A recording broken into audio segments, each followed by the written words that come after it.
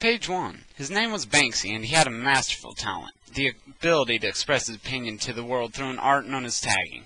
The man could end businesses, stop wars, and take away power from the heartless. In a way, he was the modern-day Robin, without the little posse that always followed him in the green tights or bow and arrows. His tools instead were sketches, aerosol cans, secrets, and his imagination. With those, he began his war on corruption and political control. Time passed, paint faded, but the ideas still live on. Here is his story. Here live his heroic messages. Page 2. He was born as any other, simple child with no knowledge of his greatness to come, with everyday problems as the rest. And just as he started as a simple child at his birth, he started his colorful career as a simple tiger with the same notion as any man at the bottom of the food chain: get noticed. Yet he had no notion of properly setting ideas in a picture, sending a message through choices of color and lines. Stencils, stickers, tags, all meant nothing to our hero on his first steps.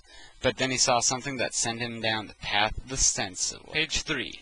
He had been chosen with a small few to host the Walls on Fire graffiti jam, a place for newbies to get their beginnings, and for them to be eaten up by the anti-graffiti empire's minions, half people, half dogs, known as the Foos, or the Fuzz, before the grunts could even try to start their journey.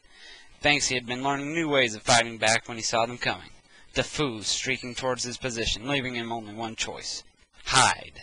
He dove underneath the train car, hiding from the 5-0, another name for the Foos, and feeling as safe as you can when surrounded on all sides by a Fuzz raid. Then he noticed some numbers sketched underneath this cart and telling him what he should become: a stencil, fighting the anti-graffiti empire, simply known as the Man. Page 4. The people's hero, Banksy, began to work with this creative art known as stenciling.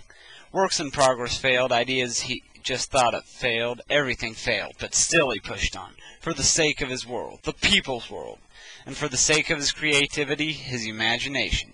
But still he ran headlong into a creative wall, smashing to bits against its thickness, a fort built around his senses of artistic detail.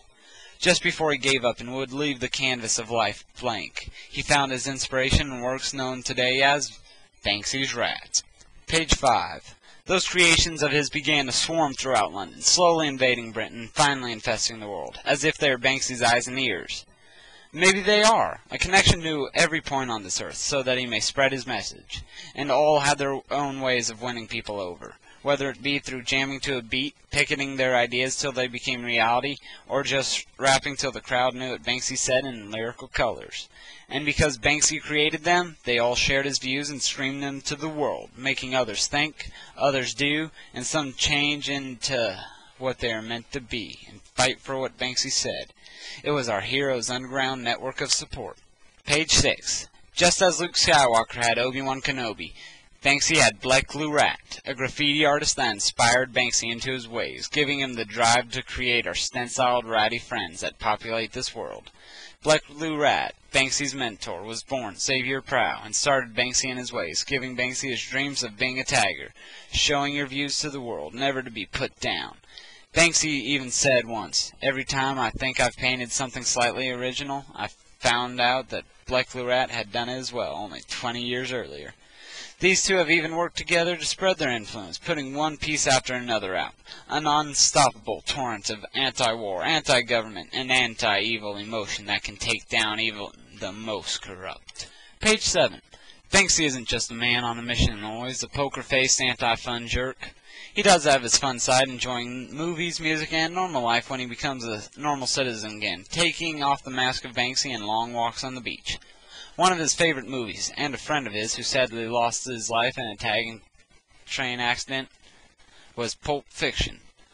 Banksy also loves fruit bananas, so he decided, why not combine the two? Then a piece was made involving both, a piece just for fun, if a bit controversial. Two main characters of Pulp Fiction lost their guns, instead gained bananas, ready to fight for their rights in a way no one would expect, just like Banksy. That picture was taken down, but heroic Banksy does not give up easy. In the same spot, he put up a piece of the same characters wearing banana suits, ready to do justice in whatever need be, just like Banksy once put up a piece wearing a penguin suit, so as not to lose his secret identity. Page 8. Sadly, Banksy's heroic work doesn't always pay the bills, and sometimes that talent goes to pieces just for the cash. Kind of like how Spider-Man would take pictures of himself to sell, like a, Yeah, back to Banksy. Banksy gets dough from all kinds of supporters, like movie stars, millionaires, other artists, and a random person or two on the occasion. Banksy even put a piece on a house, which, after not selling on the real estate market, later made itself to art pieces catalogs and was sold as a piece of art with a house attached.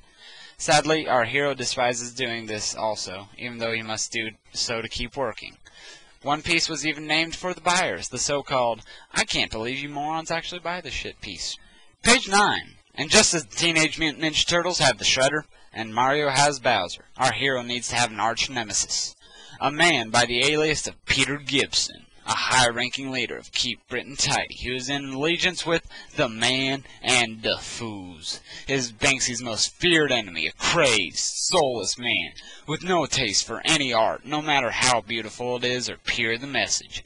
And so he will do anything to take this stenciler down, take Banksy down, along with every one of his Tiger supporter who causes anarchy in the UK. Page 10. Thankfully, the majestic Banksy is able to keep his secret identity better than Batman or Robin, resorting to many different methods to avoid detection and description of his facial features escaping his knowledge. Only one man other than him knows his identity, and that's because Banksy chose to talk to that reporter, and he has kept it a secret as much as Banksy. Some believe Banksy attended a ninja school even, for he has used costumes, such as a penguin suit, to attend tagging gyms and keep his identity to himself, and has even put up a piece dissing CCTV right next to a CCTV camera, which means closed-circuit television. For all this author and narrator knows, Banksy could be standing right behind me watching me type this, being so sneaky.